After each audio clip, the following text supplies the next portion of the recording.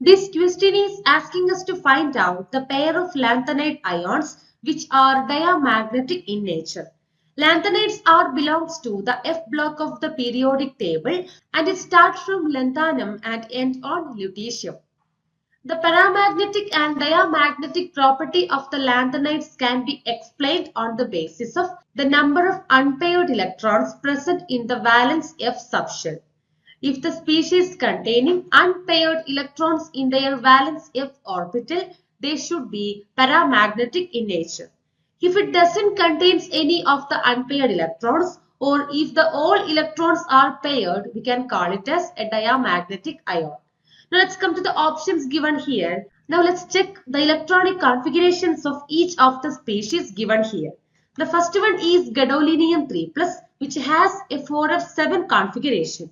The next one europium 3 plus with 4f6 configuration. The third one is promethium 3 plus which has a 4f4 configuration. And the fourth one is samarium 3 plus. They have 5 electrons in their 4f subshell. Next one will be cerium 4 plus. They have 0 number of electrons in their 4f subshell. The ytterbium 2 plus which has 14 electrons in their f subshell, that is completely filled f orbital. Next one is cerium 3 plus which has only 1 electron in their 4f subshell.